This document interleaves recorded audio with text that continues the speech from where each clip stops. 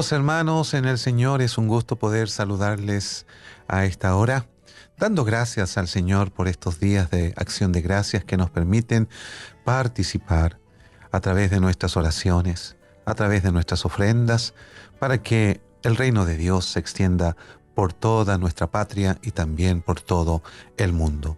Hoy quiero compartir con ustedes una palabra del Señor que he titulado El dar del cristiano, basada en 2 de Corintios capítulo 9, versículos 1 al 9, y dice así: Cuanto a la ministración para los santos, es por demás que yo os escriba, pues conozco vuestra buena voluntad, de la cual yo me glorío entre los de Macedonia, que Acaya está preparada desde el año pasado, y vuestro celo ha estimulado a la mayoría.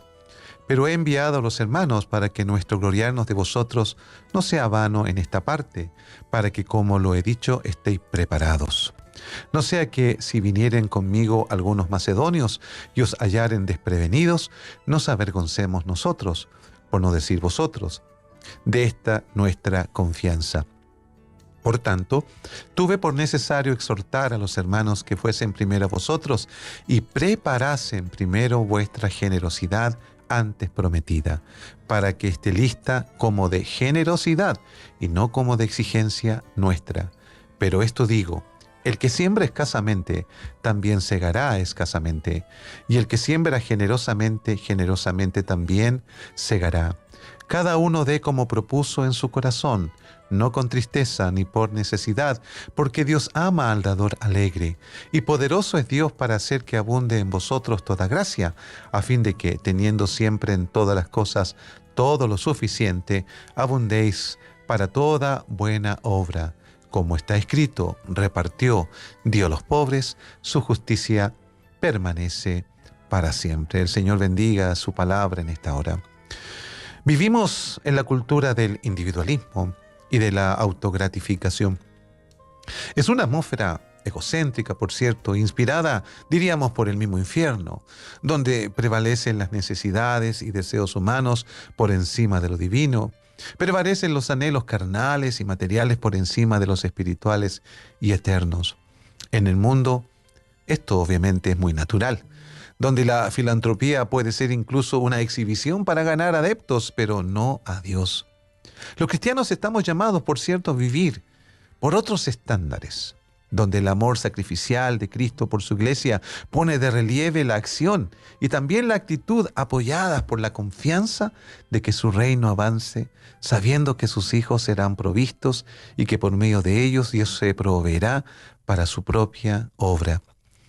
Tristemente, tenemos que decirlo, los modelos mundanos y también las tendencias de turno han desalojado a los hijos de Dios de ser usados por Él mismo para ser proveedores de su obra en esta tierra. Todo esto entonces se debe ¿a qué? A la falta de sometimiento a las Escrituras, primeramente, pero también a la falta de disciplina personal del Hijo de Dios, que lleva, por cierto, y demuestra la falta de fe para participar de la obra de Dios en el mundo. Como punto número 1, y basados en el versículo 7 de este texto, el dar debe ser una propuesta personal. Así comienza diciendo en el versículo 7 Pablo a los hermanos en Corinto: cada uno dé como propuso en su corazón. ¿Qué le pasa a nuestra sociedad, que ha comprado la idea que quien muere con más juguetes gana, considerando que nada nos llevaremos de esta tierra? El sistema nos ha vendido la idea de que entre más cosas tengamos, supuestamente eso nos hará más felices, cuando las estadísticas señalan que las personas más adineradas en el mundo son las que más o las que menos pueden disfrutar de lo que tienen. ¿Nos hemos olvidado acaso de lo que dijo el temeroso Job, quien fue uno de los hombres más adinerados de su época, quien expresó: desnudo salí del vientre de mi madre, desnudo volveré allá? El encanto, parece, de la vida material produce finalmente personas materialistas.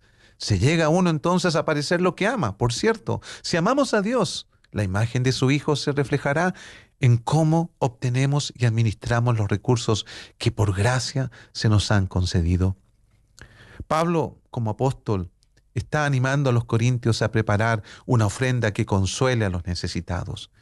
Su segunda carta básicamente es una defensa de su apostolado, porque habían falsos maestros que le estaban atacando y haciendo pensar a los demás que Pablo se estaba aprovechando de las circunstancias, de que no era efectivamente un apóstol llamado por el Señor y que estaba llamando a los corintios y a tantos otros a que depositaran en su cuenta personal recursos cuando Pablo en realidad no está viviendo de esa manera. Sabemos que el apóstol está viviendo de una manera muy básica.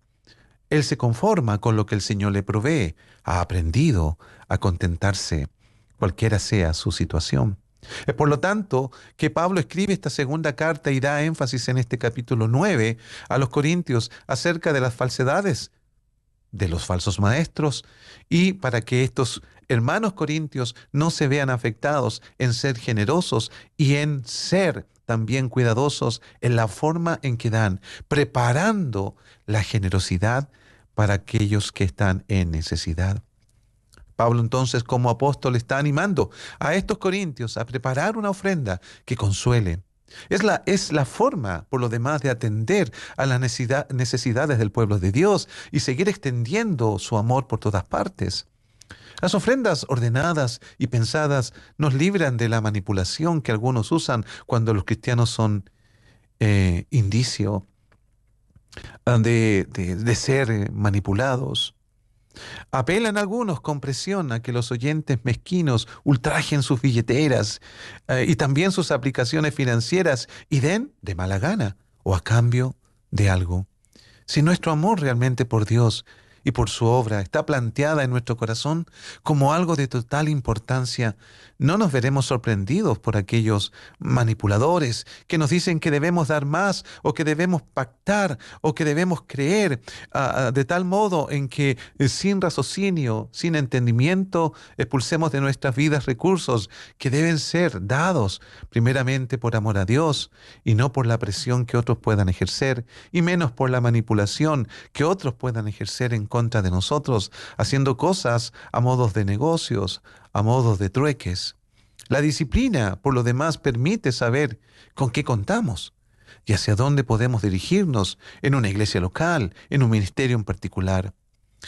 Pablo está diciendo aquí, en este versículo 7 de 2 de Corintios capítulo 9, que cada uno dé como propuso. Claro que sí. Si bien dice como propuso en su corazón, esto implica una decisión mental. Claro, porque en el mundo judeo-cristiano hablar del corazón significaba hablar en sí de todo lo que está en el interior del ser humano. Esto incluye obviamente la capacidad de razonar frente a un mandamiento y frente también a la realidad de llevar la obra del Señor y hacerla extensiva a los que están perdidos. Pablo entonces está apelando al orden y al poder de la determinación. Claro que sí, porque las propuestas con determinación hicieron que hombres de Dios y mujeres de Dios dieran testimonio poderoso de vidas consagradas a Él. Ya conocemos la experiencia de Daniel ahí en el capítulo 1, verso 8, quien ante la presión de la cultura donde fue expatriado, dice de la siguiente manera: y Daniel propuso en su corazón no contaminarse con la comida del rey ni con el vino que él bebía. Pidió por tanto al jefe de los eunucos que no se lo obligase a contaminarse. Esta resolución de Daniel le llevó a testificar de su Dios y le permitió desarrollar carácter para cuando sea nuevamente tentado y probado los capítulos siguientes.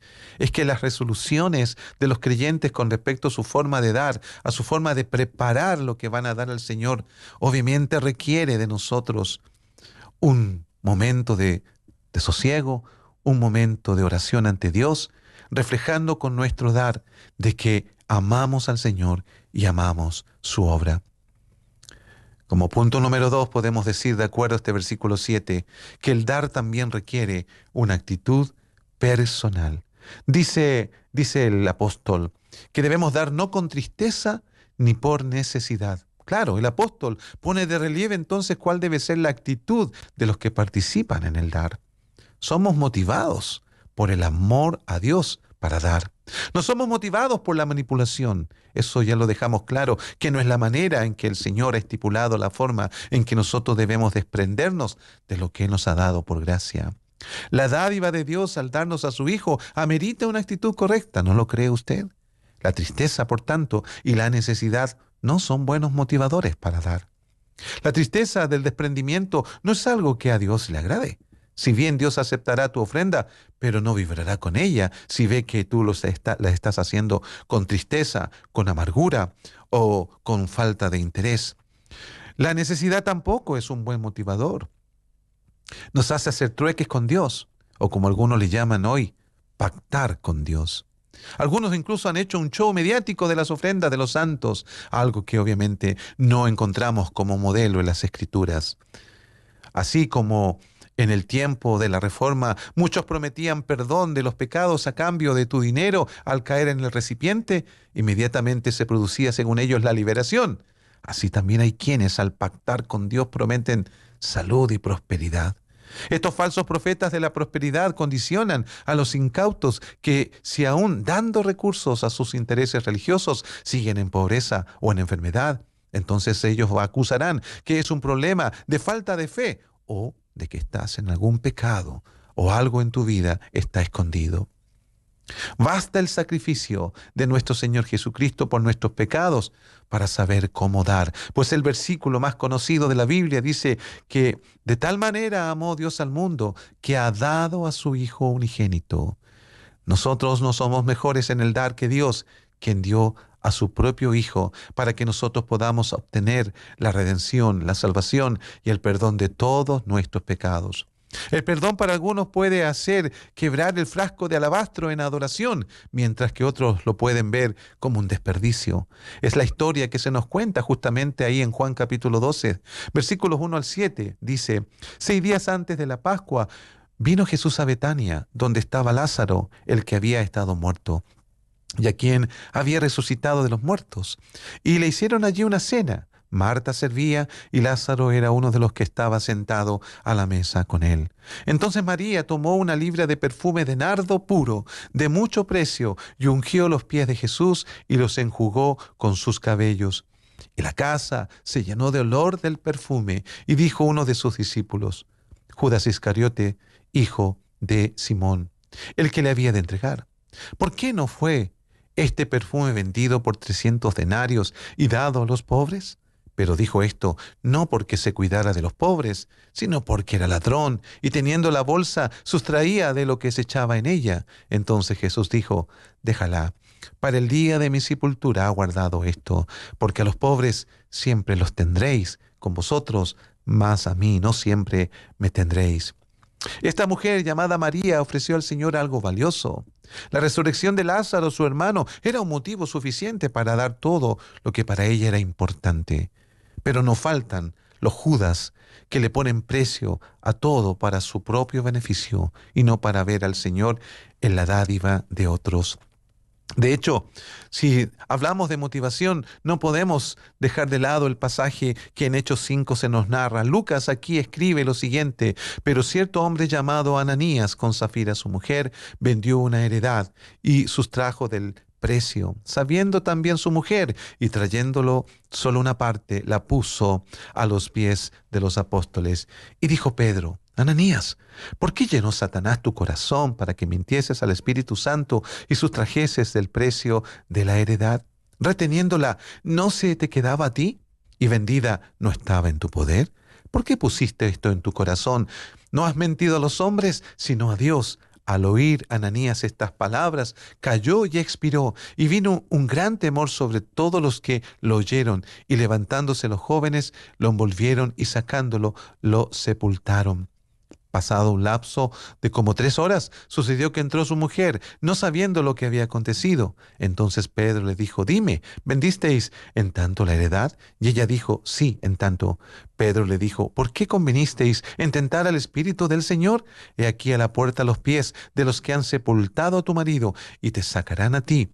Al instante, ella cayó a los pies de él y expiró, y cuando entraron los jóvenes, la hallaron muerta y la sacaron y la sepultaron junto a su marido.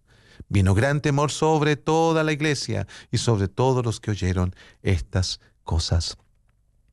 Esta es una experiencia, sin duda, registrada por Lucas en el libro de Hechos, de la mala motivación que tuvieron algunos, donde querían aparentar, presumir delante de otros que estaban dando todo, cuando en realidad solo estaban dando una parte. Si bien Dios no está juzgando a sus hijos así hoy, lo cierto es que algunos están casi muertos en su vida financiera. Eso sí, tenemos que señalarlo, porque hay muchos que lamentablemente no tienen para dar, y eso debiera ser una aflicción en el corazón, y rogar al Señor que sane justamente la economía de aquellos que, por quizás vivir vidas que no van de acuerdo a lo que realmente interesa en el reino de Dios, han procurado endeudarse y llegar al punto de no tener para dar nada en la obra del Señor. Pero el Señor puede resucitar estas áreas de nuestras vidas si nos enfocamos en Él y en su reino. Pero tenemos que ser honestos para con el Señor. Si nuestro dar es ofrendar, ser generosos o diezmar, debe parecerlo entonces. Debe ser delante de Dios algo honesto y transparente. Como último punto, de acuerdo al versículo 7 de segunda de Corintios capítulo 9, el dar alegre hace reaccionar a Dios. Pues termina diciendo en este versículo 7 el apóstol, porque Dios ama al dador alegre. Dios es el mejor dador del universo y no es deudor de nadie, dice la Escritura. Todo el universo está impregnado del desprendimiento santo del Señor. Todo lo que ha hecho tiene generosidad. Usted puede ver la naturaleza y ver no pocos árboles, sino muchos árboles que están desplegados por toda la tierra. Prados inmensos que nos hacen recordar que Dios es un Dios generoso. Y qué decir de los mares que se están llenos de vida, de fauna, de peces multicolores, de diferentes formas y tamaños. Las montañas también que expresan abundancia de nieve y que son los depósitos que el Señor ha guardado para que tengamos agua. Tantos ríos con tantos nombres se despliegan por esta tierra. Eso nos hace pensar que tenemos a un Dios alegre, que se jacta en su alegría de darnos tantas cosas para vivir en este mundo sin que nada nos falte. Dios dio justamente la creación al hombre con toda su generosidad para nuestro contentamiento y también para nuestro desarrollo. La abundancia de la tierra, las frutas, los alimentos, las cordilleras, los mares, son entonces un reflejo de un Dios amoroso que nos ama y que ama su creación. Cuando vemos a nuestros hijos, ¿acaso también no nos da alegría cuando ellos comparten sus pertenencias con otro? Así Dios ha compartido su creación con nosotros y se goza de hacerlo porque Él es un Dios que se alegra de ver a sus hijos que también son generosos. Ese niño alegre que le ofreció a Jesús esos 5 panes y esos 2 peces, fue suficiente para una multitud. El cristiano que da con alegría sabe que Dios puede hacer con poco mucho. Por lo tanto, ¿por qué limitamos nuestro dar a Él como un gesto de amor y también a su obra para que ésta se extienda mucho más allá de lo que nosotros podríamos poder hacer algo? Todo esto entonces nos habla de que Dios no es indiferente a nuestra dádiva, amados y amadas en el Señor. Dios tuvo una reacción diferente, por cierto, a la ofrenda de Caín. Claro que sí, versus la ofrenda de Abel, si podemos decirlo de esa manera. Es lo que se nos registra ahí en Génesis capítulo 4, donde dice lo siguiente: conoció Adán a su mujer Eva, la cual concibió y dio a luz a Caín, y dijo, por voluntad del Señor he adquirido varón. Después dio a luz a su hermano Abel. Abel fue pastor de ovejas y Caín fue labrador de la tierra. Y aconteció andando el tiempo que Caín trajo del fruto de la tierra una ofrenda al Señor. Y Abel trajo también de los primogénitos de sus ovejas, de los más gordos de ella. Y miró el Señor con agrado a Abel y a su ofrenda, pero no miró con agrado a Caín y a la ofrenda suya. Y se ensañó Caín en gran manera y decayó su semblante. Entonces el Señor dijo a Caín, ¿por qué te has ensañado y por qué ha decaído tu semblante? Si bien hicieres, no serás enaltecido, y si no hicieres bien, el pecado está a la puerta. Con todo esto, a ti será tu deseo y tú te enseñorearás de él. La ofrenda de Abel está en concordancia con el plan redentor de Dios en Cristo. Abel no tuvo que hacer nada para ofrecer lo que Dios había ya preparado, porque esa oveja el Señor la había preparado con los pastos que él hizo crecer en la tierra, libre de animales que pudieran matar a esas ovejas. Entonces Dios preparó exactamente ese sustento para tal sacrificio. Esto es el tipo del gran sacrificio que Cristo iba a realizar con dádiva de Dios por la humanidad caída. Dios ofreció su propio cordero, como dice Juan 1:29. El día siguiente vio Juan a Jesús que venía a él y dijo: He aquí el cordero de Dios que quita el pecado del mundo. La ofrenda de Abel, refleja justamente al cordero que Dios está dando para que el mundo pueda ser perdonado y pueda alcanzar la salvación que es en Cristo Jesús. Mas la ofrenda de Caín refleja el esfuerzo humano y religioso de querer agradar a Dios por motivaciones humanas. Es una ofrenda llena de transpiración porque es una ofrenda de la tierra. Por lo tanto, no refleja el plan redentor que el Señor estaba reflejando a través de la ofrenda de Abel y que se consuma en el Cordero de Dios que es ofrecido como sacrificio por nosotros. Nuestras ofrendas deben ir en concordancia entonces con el plan redentor del Señor, con la palabra del Señor, mirando a Cristo quien nos da todas las cosas y confiando, por cierto, de que Él proveerá a nuestras vidas para seguir dando. Dios entonces reacciona a nuestra generosidad diciendo lo siguiente del versículo 8 de 2 de Corintios 9. Y Dios puede hacer entonces que toda gracia abunde para ustedes, a fin de que teniendo siempre todo lo suficiente en todas las cosas, abunden para toda buena obra. Ofrendas pensadas, ofrendas preparadas, nos hablan de que el amor de Dios en Cristo Jesús ha llenado nuestra vida para desprendernos de parte de lo que nos ha dado a fin de que su obra continúe en esta tierra salvando a otros. Estamos llamados entonces, concluyendo, a reflejar lo que Dios es, un dador alegre. Así vamos a proveer para las necesidades de la iglesia, del reino y del mundo. Oramos al Señor. Buen Dios y Padre Celestial, gracias le damos por esta palabra que nos ayuda a entender, Señor, la motivación que debemos tener al desprendernos de los recursos que por gracia hemos recibido de usted. Bendiga a su pueblo para que éste sea generoso y para que su obra, Señor, pueda extenderse aún más. Sabemos que aunque no ofrendemos, Señor, y no nos despojemos de los recursos materiales que usted nos ha dado, su obra seguirá con aquellos que son obedientes y con aquellos que han dispuesto su corazón a creer a su palabra. Mas oramos para que usted también haga que nuestro corazón se vuelva crédulo para confiarnos a su palabra y ver cómo otros, a través también de nuestro dar, pueden tener acceso a la salvación que es en Cristo Jesús. Alabamos su nombre. Amén